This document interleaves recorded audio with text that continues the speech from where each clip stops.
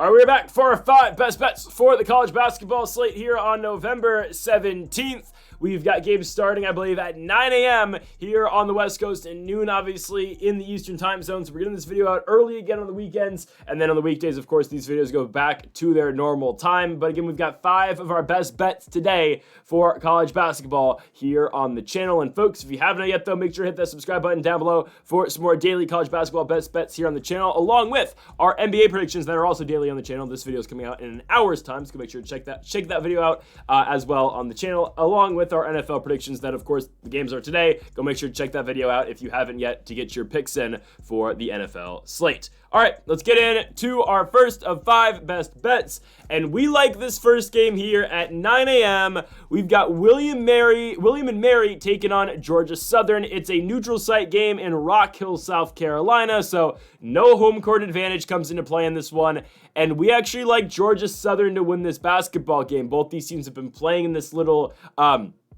Rock Hill Classic thing in South Carolina, and William and Mary is 0-2 in the Rock Hill Classic in their last 2 games, and Georgia Southern is 2-0 in the Rock Hill Classic. Georgia Southern went out there and beat NC Central and beat Winthrop, and for William and Mary, they have lost to NC Central and to Winthrop.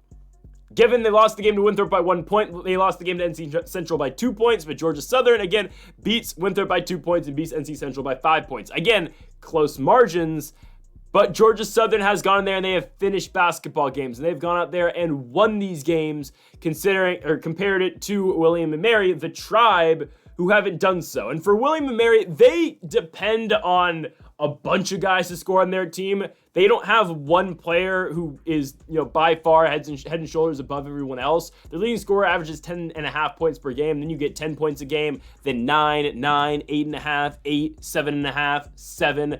You don't have one player that's just going to take over a game for the William and Mary Tribe. For Georgia Southern, it's Adante Holyman. He's averaging 16 points a game so far this season. Then you got Bradley Douglas, who's averaging 14. Those are your 2 top scorers for Georgia Southern. But again, William and Mary, it's an entire team effort out of them. For Georgia Southern, they do have their guys who are able to go out there who are able to consistently give them points. If you want to look at last season for both of these 2 teams, Georgia Southern was not impressive last season in the Sun Belt. This is a team that started the year 0-12 last season before finally beating Southern Miss on December 30th is when they got their first victory. They did turn it around in conference play. Again, starting the season 0-12, they finished 9-24, going 8-10 in conference play, beating South Alabama in the Sun Belt tournament before losing to Appalachian State. And for William and Mary, this was not a very good team either last year. In the CAA, they went 4-14 in conference, 10-23 as a whole. Beat North Carolina A&T in their conference tournament and lost to Townsend. But again, William and Mary was nothing impressive last season. Georgia Southern, same thing can be said, but they at least finished their season really well. For William and Mary, they were kind of the opposite. Started the season all right, but then kind of, went on a huge 10-game losing streak in the middle of conference play last season. Really was not a great team down the stretch. Again, Georgia Southern, upwards trajectory. For William and Mary, it's kind of been the opposite, if we're being honest here. And that's why ultimately I like Georgia Southern to win this basketball game. And that included, obviously last year included, but also this year as well. Again, Georgia Southern, I get they're playing close games against Winthrop and NC Central. I get it. They're playing, both these teams have played close games. But the difference is, Georgia Southern has gone out there and they have closed those games and they have won those games. I'm not going to pick the team that's lost back-to-back games against those same exact teams and the same teams that Georgia Southern has beaten the last 2 days. Again, it is the final of this 3-game stretch in 3 days for both William and Mary and Georgia Southern. But I do think Georgia Southern picks up the victory. They're still undefeated in the Rock Hill Classic, and I think they remain undefeated in the Rock Hill Classic. Give me the Georgia Southern Eagles to go 3-0 in this tournament, and I think they're going to beat William and Mary, sending the Tribe to 0-3 in this tournament here in this Invitational in South Carolina. Let's go on to our second best bet of the video. We have the Coastal Carolina Chanticleers hosting Jacksonville State. Now, again, you see the ban list. You've seen the ban list before. We will very soon have an actual printed out ban list that isn't just me scribbling on paper on a crumpled up piece of paper. We pick against Jacksonville State at all costs here. And I get it. They beat Georgia State in their last game. But what happened? They were 5.5 point favorites. We took plus 5.5 Georgia Southern, and Georgia Southern ended up covering. Now, they were up by 20 points at that one point in this game, were the Georgia State Panthers. Jacksonville State goes up by 4 at the end of the game. Georgia Southern chucks up a 3. They don't get it. Georgia State fouls Jacksonville State with like 2 seconds to go. It's a 1-and-1. They make the front end of the 1-and-1 up by 5. Of course, we have plus 5.5. Jacksonville State misses the second one to cover the spread for us. We got really lucky. I'm not going to lie. We really did. Jean Pierre dropped 27 points in that game for Jacksonville State. But again, Jacksonville State's on the ban list. We have faded them ever since they got banned because of that Air Force game. And if Jacksonville State beats Coastal Carolina here, I'm going to stop picking on the Gamecocks, obviously. But we're taking Coastal Carolina in this game. Give me the Shants. The Shants are due for a big one, all right? Rashid Jones, Jordan Battle, Denzel Hines. These guys are due for a really big performance. They played competitive basketball in back-to-back games on the road at ECU, on the road in Raleigh, North Carolina against NC State. They won their opener against West Michigan, which again is not the most impressive performance, but they win the game by 4 points. They're due for a big victory here. And they get it right now here, I think, against Jacksonville State. The game is in Myrtle Beach, or close to Myrtle Beach. It's in South Carolina. For Jacksonville State, the last time we saw this team on the road, what happened? They lost to the Air Force. The Air Force is a team that then parlayed that into losing to Long Island University. Jacksonville State's very dependent on Jean Pierre, obviously, in their first game against LaGrange. He drops 24 points in a victory, 21 in the loss to Air Force, and 27 in the victory over Georgia State. Again, Jacksonville State's a very streaky team, though. They had their spots in that game against Georgia State where they completely just couldn't make a shot. And the same can be said in the Air Force game. I get it. That applies to all of college basketball, but especially the Jacksonville State Gamecocks. Watching this team twice so far this season, they're a very streaky team. They just have, extended periods of time where they simply just can't shoot. They don't play the best defense either. I mean, I was in that first half, Georgia State was having their way until Jacksonville State again started to really lock them up in the second half. But I think there's great opportunities here for the Chanticleers to win this basketball game. Again, what essentially Jean Pierre is for Jacksonville State, that's kind of what Rashid Jones is this season for Coastal Carolina. Again, he has taken over every single game that they've played this season. They've really relied on Rashid Jones so far this year in his first year with the Chanticleers. And I think, again, Coastal Carolina is going to be able to go out here and win this basketball game. They're at home. They're slight favorites, and they're slight dogs at home. Hey, these two teams are evenly matched, and we get plus money at home. I'm going to take advantage of the plus money at home, okay? Give me the Coastal Carolina Chanticleers to win this basketball game. They will cover the 1.5, obviously, but we're taking the Chants to straight up win the basketball game. Give me Coastal Carolina to go out there and do it, and again, cover the spread at home as home dogs. Next up, we move on to our next one. That's a lot of next in that sentence, but we go to Sioux Falls, South Dakota. Actually, this game is before Coastal Jacksonville State, so my fault on this one. This game's at 10. The Coastal and Jacksonville State game's at 11, so we got the order mixed up. But St. Mary's taking on Nebraska. One of the two biggest games of the day. I would say Clemson, Boise State's a pretty big game. I thought about making a pick on that game, but I didn't really like either side in that one. I think that's a really competitive game that could go either way. If you want to force a pick out of me, I think Boise does get it done in Boise, but I think it's a really competitive basketball game. I'm not going to lie. I don't mind Clemson at all on the road there. I just think Boise's slightly better, especially considering the circumstances. Regardless, though, this is another one of the biggest games of the day. St. Mary's versus Nebraska in Sioux Falls, South Dakota. A lot of good, non-conference and neutral site games are being played here at the Sanford Pentagon. And this is a good game again. Nebraska, are they the same team as last season? No, they're not, obviously, right? This is not the same team. This is not the same. They didn't really have a magic year last year. Well, they did in the regular season. Obviously, in the tournament, they didn't really have much magic to them. But they're not the same team as last year, obviously. Keisei Tominaga's gone. I love Tominaga. He made me a Nebraska fan, basically last season. But he's gone. But a lot of the same magic with Nebraska is there, other than Tominaga. Like, again, Tominaga not being there anymore sucks. It does. But Bryce Williams is back. Juwan Gary's back. Mast is back as well. They brought back a lot of their really good players are still on this team. Again, is Nebraska going to have the success in this little Cinderella run they made through the Big Ten last season to make the tournament this year? I don't know. I think it's going to be really difficult for Nebraska to make the tournament this year. And I think truly we're going to find out how good Nebraska is with this game against St. Mary's, but additionally later on this week or next week on Friday at Creighton. If Nebraska can go into that game against Creighton 4-0, we will truly see what the Cornhuskers are made out of here in 2024. Because we saw them last season, they upset everybody, and they were a really good home team. Their shooting, of course, if they caught fire, the game was over. We'll see what happens now. And Jawan Gary's been great this season. Bryce Williams has been really good as well. Those two have become the 1-2 option here. Obviously, just the two top scorers for Nebraska this year. And for St. Mary's, this is a team that's undefeated. They're 3-0. Nebraska, by the way, has not beat anybody all that impressive. They beat UT Rio Grande Valley, who we picked against before, but they won the game by 20 points. Bethune-Cookman, they beat by 5 points, which isn't great. And they beat Farley Dickinson by 26 points. They beat FDU. For St. Mary's, they have not beat anybody all that impressive either. Townsend, Chattanooga, Akron, don't really care. This is not a bad team at all. I don't think St. Mary's is all that bad. I just simply think Nebraska is better. To be completely honest with you. I think Nebraska is able to catch fire early in this game. I get it again. St. Mary's has great play out their bigs. They will get that, time in and time out this year, and they did last year too.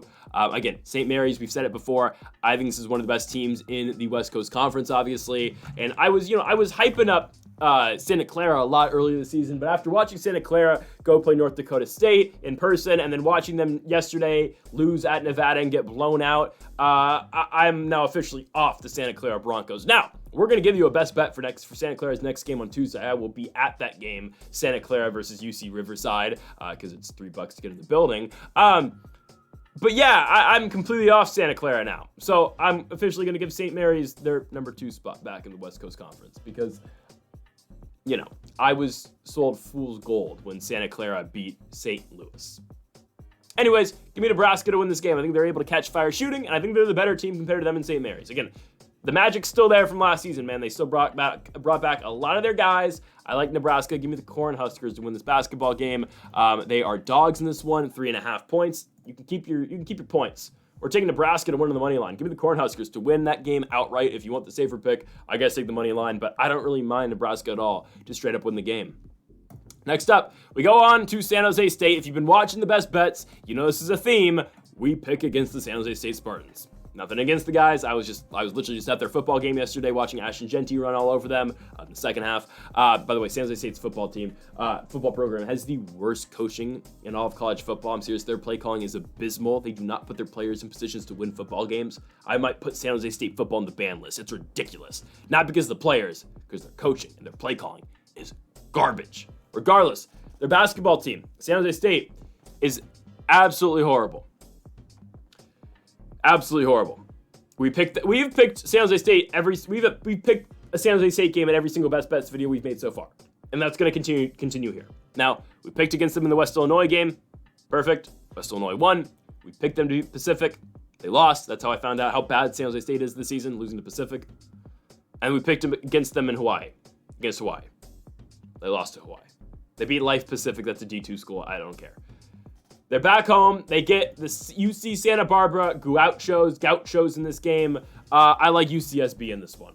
UCSB is 3-0 this season. They beat San Francisco State in their first game. They beat Portland. They blew out Portland by 31 points, which is, Portland's not the best, but it's impressive. And they beat Fresno State by 5 points in their last game. What does UCSB do, though? They score. They score points in every single game they play.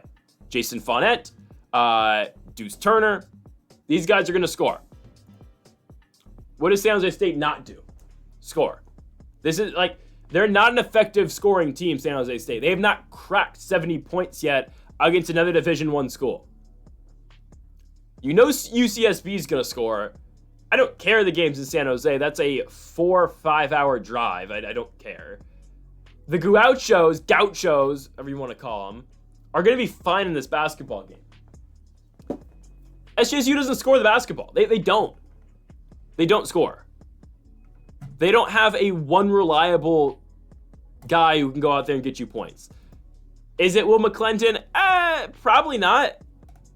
I don't know who it is. At the beginning of the season, I would have told you it was Will McClendon. Last 2 games for McClendon have been abysmal. Shot 16% from the field over 37 minutes in the Hawaii game. I don't know what to tell you about San Jose State. They just can't score consistently. You know who does score and who has scored 90 points in every single game they've played this season? It's UCSB. Now, Fresno State was able to stay competitive with them because Fresno State was able to score. And I think Fresno State this year is a better Mountain West school than San Jose State is. But that's the difference. Again, Fresno State's able to score. San Jose State is not able to score. Their shots just don't go in. They're not a great shooting team. Give me the Gauchos. Give me UCSB. I like Santa Barbara to win this game easily on the road at San Jose State. Again, there's a reason they are getting 6.5 points, but we're completely fine laying the points in this game. Give me minus 6.5. We like the Gauchos of UCSB to go into San Jose State and win this game fairly easily in the Bay Area. As we go into our final game of the video, our final best bet, we like the Washington Huskies in the nightcap, 7:30 game on the Big Ten Network.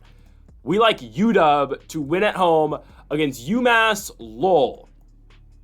Yeah, this game's not close, guys. UMass won their first game 115-59. They beat St. Peter's, the Peacocks, who were once a March Madness Cinderella team, and then they lost 113-54 at Gonzaga. They stay in the state of Washington for this game. They got blown out in Spokane. Now they're heading on over to Seattle. Surprised they're not taking a stop in Pullman either. UW's going to completely put BTA in this game. They are. I don't care they lost to Nevada earlier in the season. Nevada's not bad. They really aren't. They're a pretty good school. They're a pretty good team this year. Again, watching them beat Santa Clara. And that wasn't a hit on Santa Clara. It was just, well, it was. It wasn't a hit on Nevada that I was crapping on Santa Clara. My thing was just I'd expect Santa Clara to play a little bit better than the way they played against UNR yesterday.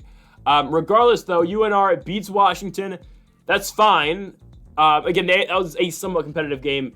Nevada wins it by 10. My thing with Santa Clara is Santa Clara lost to UNR by 36 points. I mean, what are we doing? Nevada, though, is a really good team out of the Mountain West this season. But UW's wins, 6-point victory against Davis. 15-point victory over Seattle Pacific. It's not great. This is the game they turned around. UW's not a great scoring team. It's, again, one of these, like William and Mary that we were talking about earlier in the video. It's a collective effort. I get it. But I struggle to think that they won't pull away from UMass Lowell in this game. Again, UMass was not horrible last season. They were 22-10. They went 11-5 in conference. They lost to Vermont at the end of the season, I believe, their conference tournament. That's fine. I really don't care. Again, they just got blown out by Gonzaga by 60 points. I just don't think they're that great this season. I don't think they are. Again, UW's no Gonzaga, obviously, but I don't know. They're led by Quentin Mincy. He is their senior guard, leads the team in scoring with 19 points per game right now. He's been at UMass Lowell basically his entire career. He started off at Mountain St. Mary's his freshman season, but he's been at UMass Lowell his entire career. I think UW's fine in this game. Osabor, great Osabor, obviously, is their leading scorer right now. Again, he is a guy who's going to get it done on the glass, get it done, obviously, scoring the ball as well in points. He's a Utah State transfer, obviously now at UW, originally a Montana State Bobcat. I think UW wins this game. I struggle to think that they won't completely blow out UMass Lowell in this game at 9.5 points. Again, all they got to do is win this game by double digits, and I feel all right that the Huskies should be able to do that in this game. So give me the University of Washington to win at home and to cover the 9.5 points here at home against UMass Lowell. Again, a team that, I know they've been in Washington for a little bit now, obviously playing Gonzaga, but a team that, again, is 3 hours different. They're playing 3 hours over against UW. This game starts at 7:30 on the West Coast. That's really 10:30 for UMass Lowell. I get they've been out here for a while, but still, that's just a rough spot, I think. It's a rough spot for UMass. Give me the University of Washington, the Washington Huskies to win this basketball game, and I think they will cover the 9.5 points as well. And folks, thank y'all for watching our 5 best bets here for this November 17th slate of college basketball. Make sure to hit that subscribe button down below for some more. We'll be back again tomorrow for more college basketball daily best bets. Thank y'all for watching, folks. Make sure to leave a like if you did enjoy the video. Make sure to comment if you do disagree with any of the picks. Folks, thank y'all for watching, and Mamba forever.